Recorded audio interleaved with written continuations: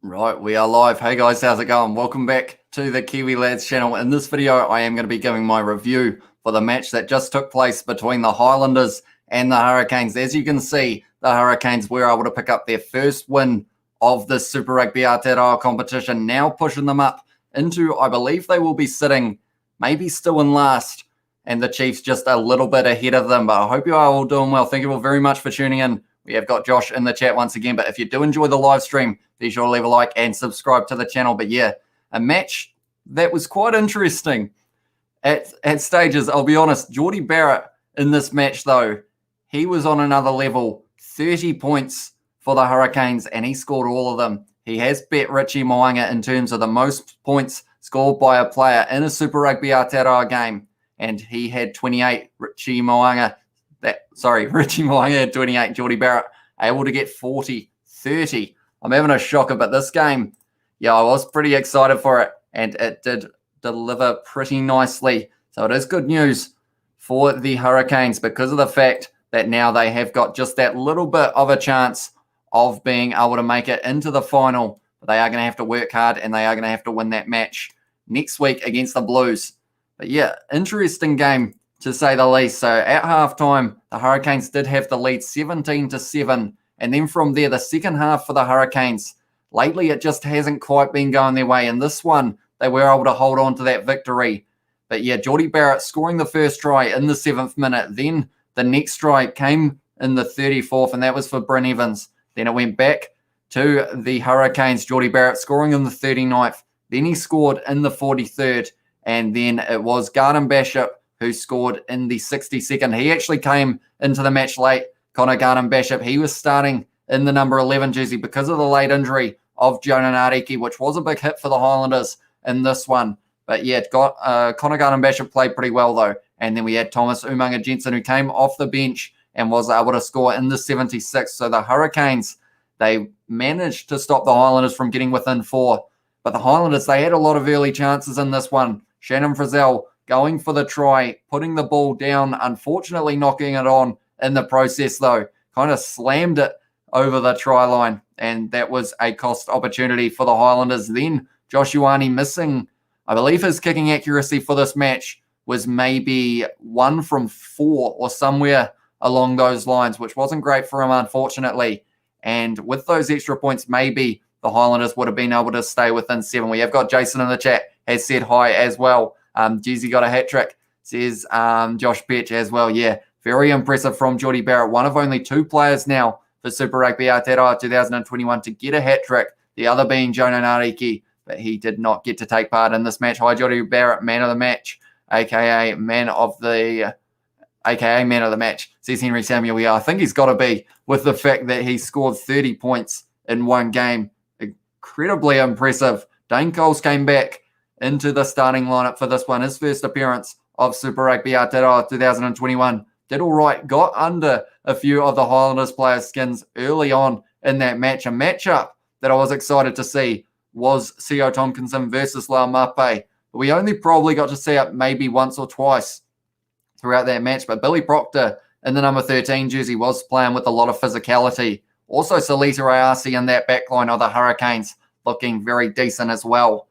And then, yeah, Freedom Vahakolo getting his first start, and he was doing a good job on that right wing. Almost scored the try, but it was Jordie Barrett who stopped him just a metre short, and he wasn't quite able to reach out. Then Josh Ioane and Mitch Hunt, that combo of 10 and 15 seems to work very well for the Highlanders. They weren't able to get the win here, but when those two got it right, linking up together, it was when the tries were starting to form. Also, Falau Fakatava off the bench, a very strong addition, and Aaron Smith bringing up his 154th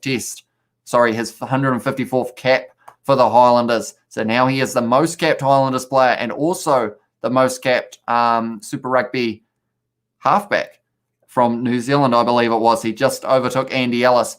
Jordie Barrett had a good game tonight, said Josh Petch as well. He did indeed, Jordie Barrett, getting his team some much-needed points. And now that match between them and the Blues in the next week, that's going to be the exciting one as well. 2 big matches next week now that I think about it. We've got the Highlanders versus the Crusaders and the Blues versus the Hurricanes. But yeah, overall, I would say the man of the match, if we were talking about the Highlanders side, I don't know, you'd almost say Frizzell, but then he did end up putting that ball down. So maybe you would take him out of the running there. Maybe someone like I feel like overall Mitch Hunt did decently, or maybe Josh Ioane, other than the kicking side of it. But yeah, a few good players throughout this match. Walker Leawere trying to hold up the maul situation quite a few times for the Hurricanes. Karefi had a very good game with his tackling. I would be surprised if he wasn't sitting over 15 tackles made in this game. Artie Savia as well was racking up a few. That's the thing. The Highlanders in that first half, they were showing the stats. They had about 80% of the territory, 70% of the possession, 3 minutes or so inside of the 22 of the Hurricanes compared to 11 seconds that the Hurricanes have had. But they just weren't able to take those chances and turn them into points early. Like, they had the man in the bin for the Hurricanes, Tyrell Lomax, in the 23rd minute getting sent off, but they just weren't quite able to capitalize on that one. I was just on TV, says Millie, so that is pretty exciting for you. And then we have also got Josh Perch has said who's playing on Sunday. No one will be playing this Sunday for Super Rugby Aotearoa. We have got the game that was tonight, and then Saturday's game tomorrow is going to be a 7:05 kickoff, and that is going to be between the Chiefs and the Blues.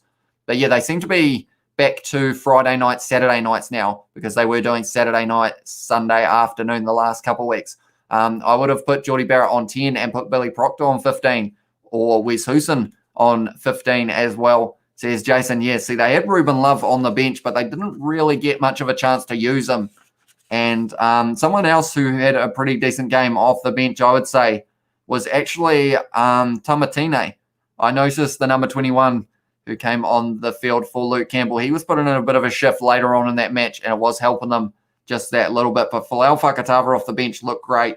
Himino, the first look that we saw of the Japanese superstar, he was looking strong with ball in hand.